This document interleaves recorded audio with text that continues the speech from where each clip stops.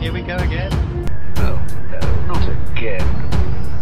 You've seen it before, haven't you? Dom, how long have we been doing this? Once more unto the breach. Dear friends. Again and again and again until we're both dead.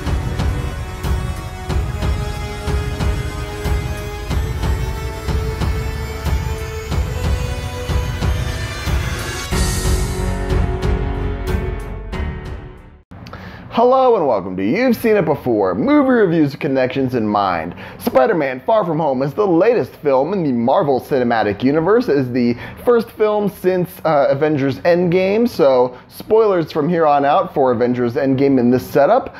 This film takes place after the events of that film, dealing with the aftermath of that film, both post-snap, second snap, or blip as they call it, and post the death of Tony Stark's Iron Man.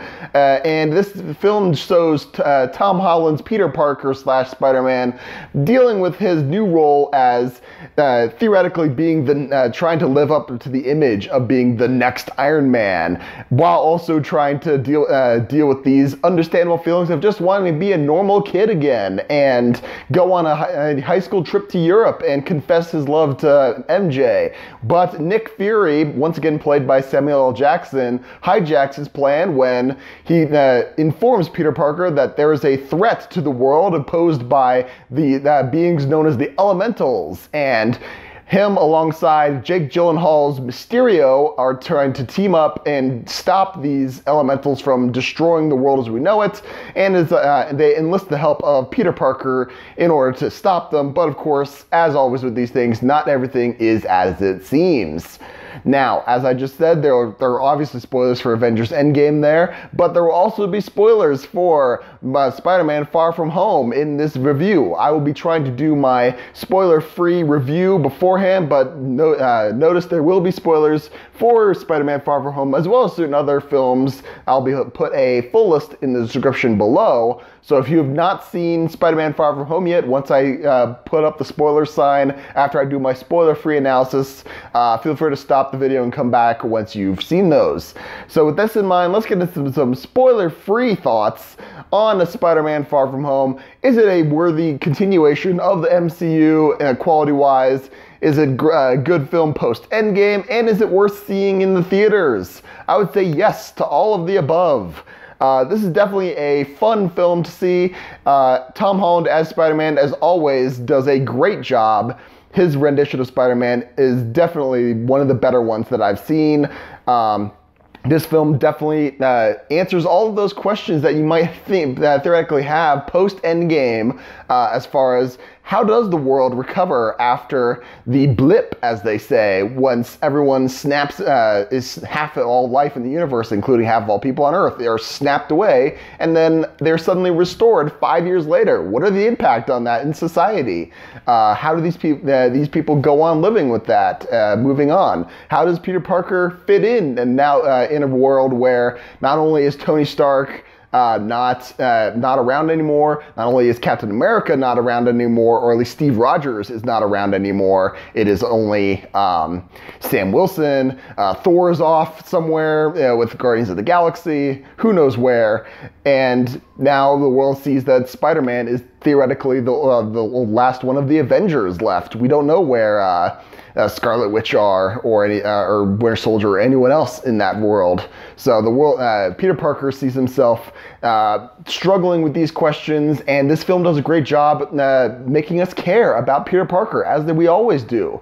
How we want to see him both succeed as a superhero and succeed as being a normal teenager trying to confess his feelings for MJ. And the film does things beautifully in that world. This film is shot great too. The action does a pretty good job. Not doing too many cuts in between action. The action is set up pretty well, and we actually have fun seeing how Spider-Man interacts with Nick Fury, who can be a pretty intimidating guy just talking with other ordinary people. Him being a 16-year-old kid face to face with the head of S.H.I.E.L.D., the former head of S.H.I.E.L.D., the world's best spy. That's a fun interaction to be with. Happy Hogan is a great character in this as well. And all the side characters, Ned, MJ, Flash, even Peter Parker's teachers seem to have pretty decent roles with this. Simplistic though they are, they do seem to have good additions here. And Jake Gyllenhaal also does a great job as Mysterio. The only complaint that I seem to have with this film is that right around the midway point, I would say, in the classic villain reveal sort of thing, there is a gigantic exposition dump in the middle of this. And it ties into flashbacks to earlier films in the MCU, and it just... there's so much exposition in this one scene alone, and it's so clumsily in how it's presenting it. They should have just pulled a Deadpool and just turned right to the camera and just spouted all of this to the audience and say, all right, here's who I am, here's how I came to be, this is what I'm gonna do, and let's move. All right, we're done, moving on. That's just basically how it is. That was just a gigantic exposition dump, and I don't think it was handled particularly well. I don't see how else they probably would have done it.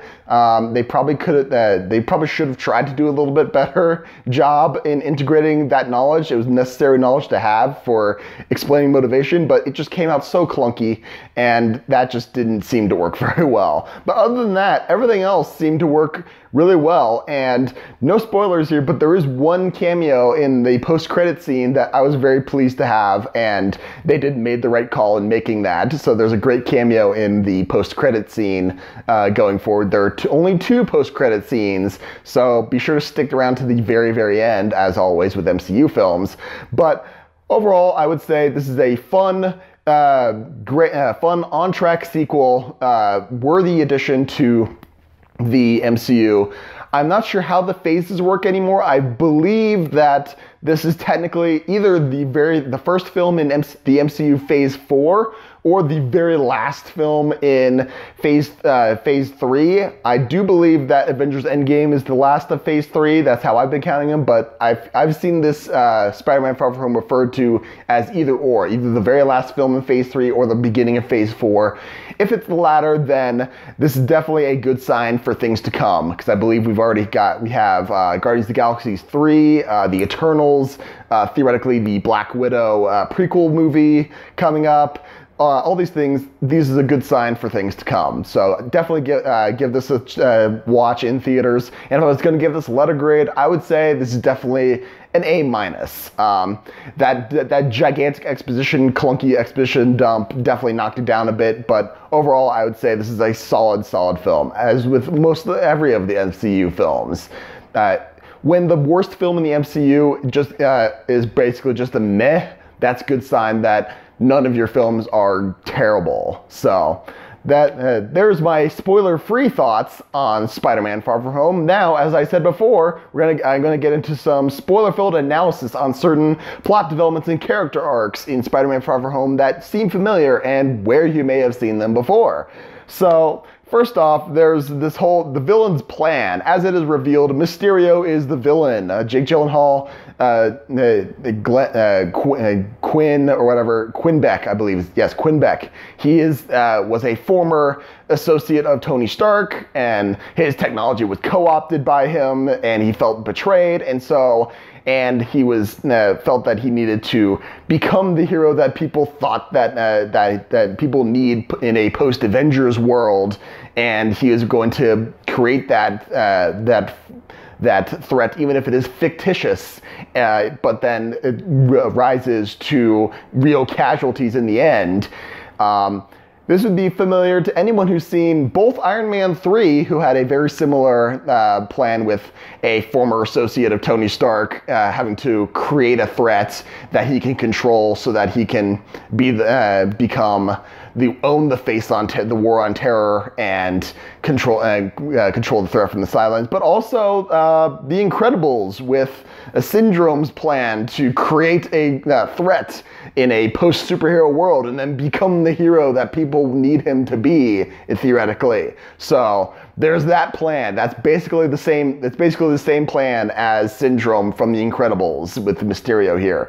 Also, there's this subplot of Peter Parker, who is gifted, bequeathed by Tony Stark after his death, these glasses, which turns out to be a link via the AI Edith to the Stark Industries drone arsenal, pretty much, so that he can use them. And he feels that Peter Parker feels that he was not the right man to control this power, so he gives it away to Mysterio, thinking that he's still a good guy.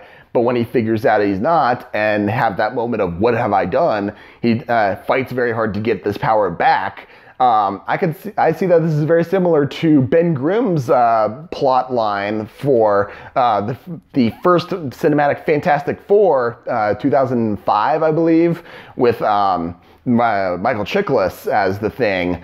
And throughout that movie, the Thing wants, Ben Grimm wants the power of the Thing removed from him so he could lead a normal life, because he didn't want this power in the first place.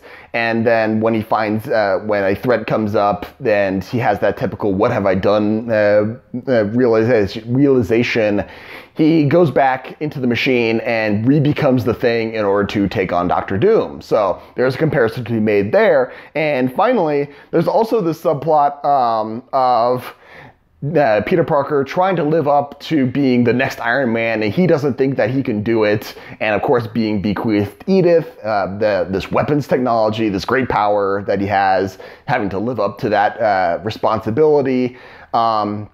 I can see that this is all, there's a comparison to be made here with Thor Ragnarok, with how Thor is trying to live up to the expectations of his father after he dies or ascends, whatever he does, and how Thor is trying to live up to his responsibilities as new king of Asgard, and how he's trying to live up to that. And also, I could also say there's a comparison to be made here with Harry Potter, especially in Harry Potter and Deathly Hallows parts 1 and 2, where Harry Potter's trying to come to terms with the death of Dumbledore and trying to live up to Dumbledore's example and the responsibility now put on him to destroy the Horcruxes and defeat Voldemort on his own.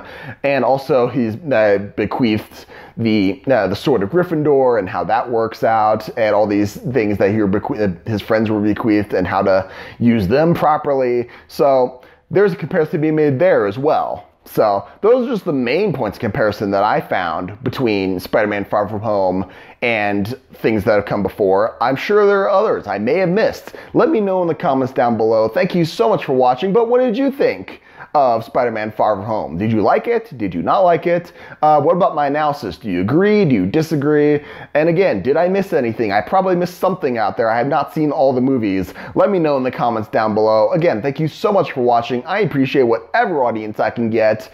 Be sure to check out my review of Stranger Things Season 3 that just dropped this 4th of July. That is now up on my channel.